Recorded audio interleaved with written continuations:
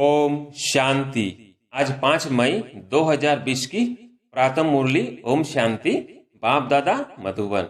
आज बाबा कहते, मीठे बच्चे, तुम्हारा लव एक बाप से है क्योंकि तुम्हें बेहद का वर्षा मिलता है। तुम प्यार से कहते हो मेरा बाबा।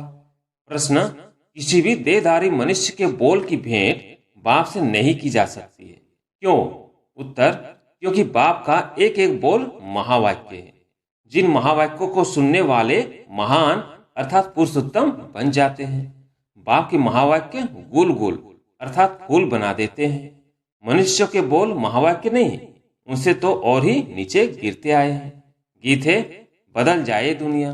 कुछ मुख्य पॉइंट्स।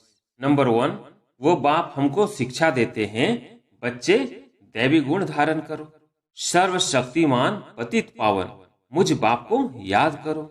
मैं कल्प कल्प आकर कहता हूँ कि मामे कम याद करो तो विकर्म विनाश होंगे। ये पढ़ाई है भविष्य 21 जन्म शरीर निर्वाह के लिए, वह है सिर्फ इस जन्म के लिए। अब कौन सी पढ़ाई पढ़नी चाहिए, वह कौन सा धंधा करना चाहिए? बाप कहते हैं दोनों करो। सन्यासी मिसल घर बार छोड़ जंगल में नहीं जाना है, यह तो प्रवृत्ति मार्ग है ना। अब मुरली विस्तार से। ओम शांति। गीत की पहली लाइन में कुछ अर्थ है, बाकी सारा गीत कोई काम का नहीं है। जैसे गीता में भगवानुवाच मन मना भव मध्याजी भव, ये अक्षर ठीक है, इसको कहा जाता है आटे में नमक।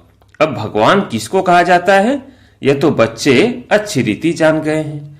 भगवान शिव बाबा को कहा जाता है। शिव बाबा आकर शिवालय रचते हैं। आते कहाँ हैं? वैशाल्य में। खुद आकर कहते हैं, हे मीठे मीठे लाडले शिकिलधे रूहानी बच्चों, सुनती तो आत्मा है ना। जानते हो हम आत्मा अविनाशी है, यह देह विनाशी है। हम आत्मा अब अपने परम पिता परमात्मा से महावाक्य सुन रहे हैं।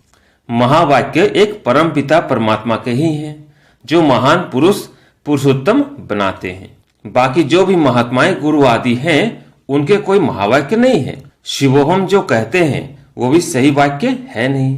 अभी तुम वाक्य से महावाक्य सुनकर गुलगुल बनते हो। कांटे और फूल में कितना फर्क है। अभी तुम बच्चे जानते हो, हमको कोई मनुष्य नहीं सुनाते। इस पर शिव बाबा विराजमान है, वो भी आत्मा ही है, परंतु उनको कहा जाता है परम आत्मा। अभी पतित आत्माएं कहती है, हे परमात्मा आओ, आकर हमको पावन बनाओ। वो है ही परम पिता, परम बनाने वाला। तुम पुरुषोत्तम अर्थात सब पुरुषों में उत्तम पुरुष बनते हो, वो है देवताएं। परम पिता अक्षर बहुत मीठा है, सर्वव्यापी कह देते हैं तो मीठापन आता नहीं। तुम्हारे में भी बहुत थोड़े हैं जो प्यार से अंदर याद करते हैं। वह स्त्री पुरुष तो एक दो को स्थूल में याद करते हैं। यह आत्माओं को परमात्मा को याद करना बहुत प्यार से। भक्ति मार्ग में इतना प्यार से पूजा नहीं कर सकते, वो लब नहीं रहता। जानते ही नहीं तो लब कैसे हो। अभी तुम बच्चों का बहुत लब है। आत्मा कहती है मेरा बाबा। आत्माएं भाई भाई है ना। हर एक भाई कहते हैं बाबा ने हमको अपना परिचय दिया है, परंतु वह लब नहीं कहा जाता है। जिससे कुछ मिलता है उसमें लब रहता है। बाप में बच्चों का लब रहता है, क्योंकि बाप से वर्षा मिलता है। जितना जास्ती वर्षा उतना बच्चे का जास्ती लब रहेगा। अगर बाप के पास कुछ भी प्रॉपर्टी है नहीं, दादे के पास है, तो फिर बाप में इतना लब नहीं रहेगा, फिर दादे से लब हो जाएगा। समझेंगे, इससे पैसा मिलेगा। अभी तो है बेहद का बाप। तुम बच्चे जानते हो हमको बाप पढ़ाते हैं, यह तो बहुत ही खुशी की बात है। भगवान हमारा बाप है। जिस रास्ता बाप को कोई भी नहीं जानते हैं, न जानने के कारण फिर अपने को बाप कह देते हैं। जैसे बच्चे से पूछो हमारा बाप कौन, आखिर कह देते हैं हम। अभी तुम बच्चे जानते हो उन सब बापों का बाप है जरूर। हमको जो अभी बेहद का बाप मिला है, उनका कोई बाप है नहीं। यह है ऊंचते ऊंचे बाप। तो बच्चों के अंदर में खुशी रहनी चाहिए। उन यात्राओं पर जाते हैं तो वहां इतनी खुशी नहीं रहेगी, क्योंकि प्राप्ति कुछ है नहीं। सिर्फ दर्शन करने जाते हैं। मुफ्त में कितने धक्के खाते हैं। एक तो यह टिप्पण घिसी और दूसरा फिर पैसे की टिप्पण घिसती। पैसे बहुत खर्च करते, प्राप्ति कुछ नहीं। भक्ति मार्ग में अगर आमदनी होती तो भारतवासी बहुत साकार हो जाते। यह मंदिर आदि बनाने में करोड़ों रुपया खर्च करते हैं। तुम्हारा सोमनाथ का मंदिर एक नहीं था, सब राजाओं के पास मंदिर थे। तुमको कितने पैसे दिए थे? 5000 वर्ष पहले तुमको विश्व का मालिक बनाया था। एक बाप ही ऐसे कहते हैं। आज से 5000 वर्ष पहले तुमको राजयोग सिखाकर ऐसे बनाया था। अभी तुम क्या बन गए हो? बुद्धि में आना चाहिए ना। हम कितना ऊंच थे, पुनर्जन्म लेते लेते एकदम पट आकर पड़े हैं, कौड़ी मिसल बन पड़े हैं। फिर अभी हम बाबा के पास जाते हैं, जो बाबा हमको विश्व का मालिक बनाते हैं। यह एक ही यात्रा है। जबकि आत्माओं को बाप मिलते हैं तो अंदर में वो लब रहना चाहिए। तुम बच्चे जब यहाँ आते हो तो बुद्धि में रहना चाहिए कि हम उस बाप के पास जाते हैं जिनसे हमको फिर से विश्व की बादशाही मिलती है। वो बाप हमको शिक्षा देते हैं, बच्चे दैवी गुण धारण करो, सर्वशक्तिमान पतित पावन मुझ बाप को याद करो। मैं कल्प कल्प आकर कहता हूँ कि मामेकम याद करो तो विकर्म विनाश होंगे। दिल में ये आना चाहिए हम बेहद के बाप के पास आए हैं। बाप कहते हैं मैं गुप्त हूँ, आत्मा कहती है मैं गुप्त हूँ। तुम समझते हो हम जाते हैं शिव बाबा के पास, ब्रह्मा दादा के पास। जो कंबाइंड है उनसे हम मिलने जाते हैं, जिससे हम विश्व के मालिक बनते हैं। अंदर में कितनी बेहद खुशी होनी चाहिए। जब मधुबन में आने के लिए अपने घर से निकलते हो तो अंदर में गदगद होना चाहिए। बाप हमको पढ़ाने के लिए आया है, हमको दैवी गुण धारण करने की युक्ति बताते हैं। घर से निकलते समय ही अंदर में यह खुशी रहनी चाहिए। जैसे कन्या पति के साथ मिलती है तो जेवर आदि पहनती है तो मुखड़ा ही खिल जाता है। वो मुखड़ा खिलता है दुख पाने के लिए, तुम्हारा मुखड़ा खिलता है सदा सुख पाने के लिए। तो ऐसे बाप के पास आने समय कितनी खुशी होनी चाहिए। अभी हमको बेहद का बाप मिला है, सतयुग में जाएंगे फिर डिग्री कम हो जाएगी। अभी तो तुम ब्राह्मण ईश्वरीय संतान हो, भगवान बैठ पढ़ाते हैं। वो हमारा बाप भी है, टीचर भी है, पढ़ाते हैं फिर पावन बनाकर साथ में भी ले जाएंगे। हम आत्मा अब इस छीछी रावण राज्य से छूटते हैं। अंदर में अथाह खुशी होनी चाहिए। जबकि बाप विश्व का मालिक बनाते हैं तो पढ़ाई कितनी अच्छी रीति पढ़नी चाहिए। स्टूडेंट अच्छी रीति पढ़ते हैं तो अच्छे मार्क्स से पास होते हैं। बच्चे कहते हैं बाबा हम तो श्री नारायण बनेंगे। यह है ही सत्यनारायण की कथा, अर्थात नर से नारायण बनने की कथा। वो झूठी कथाएं जन्म जन्मांतर सुनते आए हो। अभी बाप से एक ही बार तुम सच्ची सच्ची कथा सुनते हो, वह फिर भक्ति मार्ग में चला आता है। जैसे शिव बाबा ने जन्म लिया, उसकी फिर वर्ष वर्ष जयंती मनाते आए हैं। वह कब आया, क्या किया, कुछ भी नहीं जानते। अच्छा, कृष्ण जयंती मनाते हैं, वो भी कब आया, कैसे आया, कुछ भी पता नहीं है। कहते हैं कंसपुरी में आता है। अब वो पति दुनिया में कैसे जन्म लेगा। बच्चों को कितनी खुशी होनी चाहिए।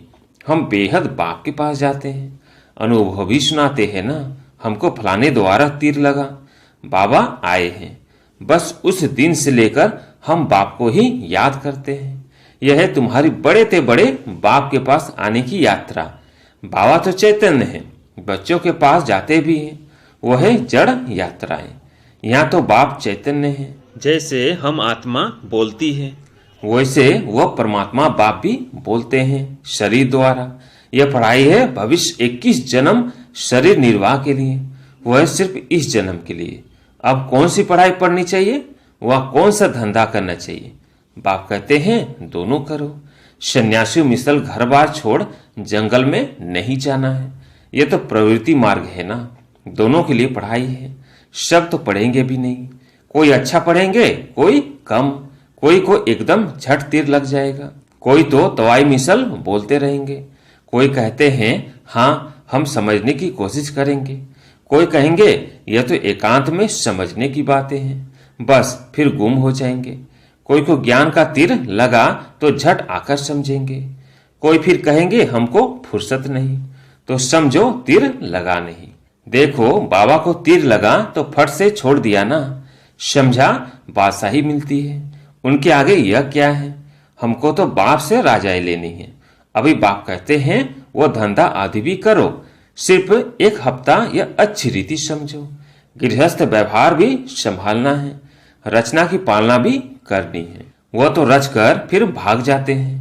बाप कहते हैं तुमने रचा है तो फिर अच्छी रीति संभालो। समझो स्त्री अथवा बच्चा तुम्हारा कहना मानते हैं तो सपूत है, नहीं समझते हैं तो कपूत है।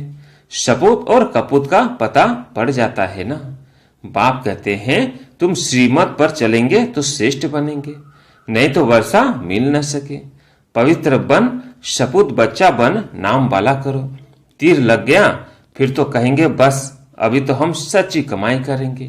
बाप आए हैं शिवालय में ले जाने, तो शिवालय में जाने लिए फिर लायक बनना है, मेहनत है। बोलो अब शिव बाबा को याद करो, मौत सामने खड़ा है, कल्याण तो उनका भी करना है ना। बोलो अब याद करो तो विकर्म विनाश होंगे। तुम बच्चियों का फर्ज है पियर घर और ससुर घर का उद्धार करना, जबकि तुम्हें बुलावा होता है तो तुम्हारा फर्ज है उनका कल्याण करना। रहमदिल बनना चाहिए। पतित तमो प्रधान मनुष्यों को शतो प्रधान बनने का रास्ता बताना है। तुम जानते हो हर चीज नई से पुरानी जरूर होती है। नरक में सब पतित आत्माएं हैं, तब तो गंगा में स्नान कर पावन होने जाते हैं। पहले तो समझे कि हम पतित हैं, इसलिए पावन बनना है। बाप आत्माओं को कहते हैं मुझे याद करो तो तुम्हारे पाप नष्ट हो जाएंगे।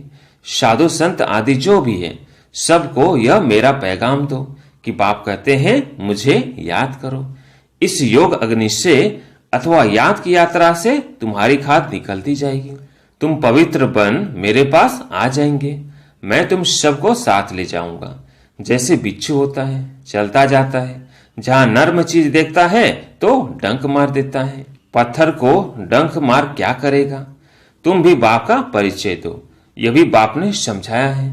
मेरे भगत कहाँ रहते हैं? शिव के मंदिर में, कृष्ण के मंदिर में, लक्ष्मी नारायण के मंदिर में। भगत मेरी भक्ति करते रहते हैं। है तो बच्चे ना, मेरे से राज्य लिया था, अब पूज्य से पुजारी बन गए हैं। देवताओं के भगत है ना।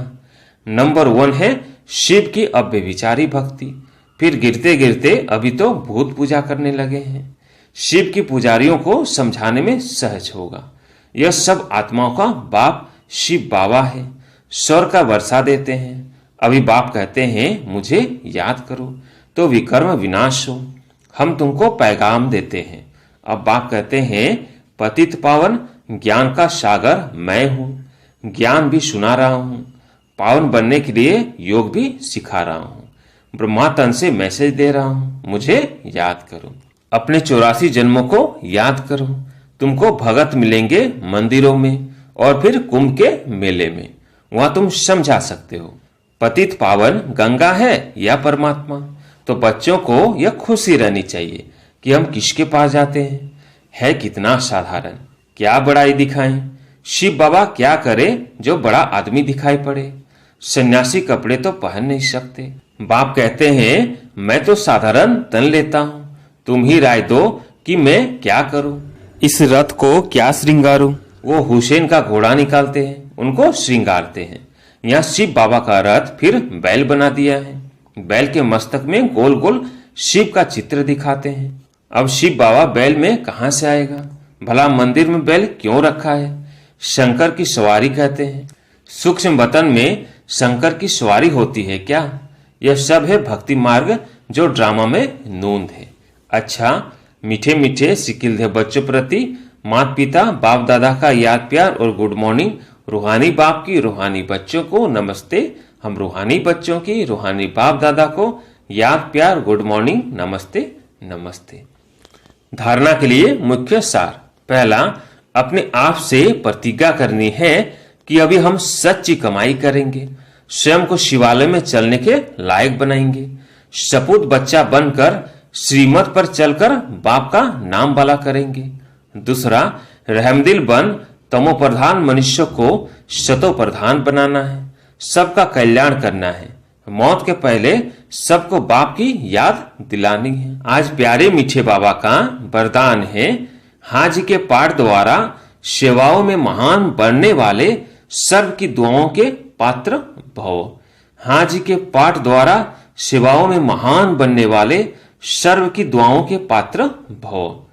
कोई भी सेवा खुशी और उमंग से करते हुए सदा ध्यान रहे कि जो सेवा हो उसमें सर्व की दुआएं प्राप्त हो, क्योंकि जहां दुआएं होगी वहां मेहनत नहीं होगी।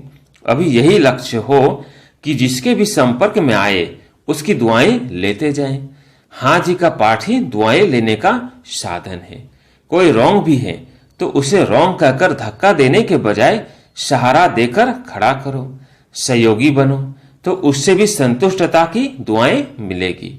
जो दुआएं लेने में महान बनते हैं वे स्वतः महान बन जाते हैं। स्लोगन, हार्ड वर्कर के साथ साथ अपनी स्थिति भी हार्ड यानी मजबूत बनाने का लक्ष्य रखो। ओम शांति।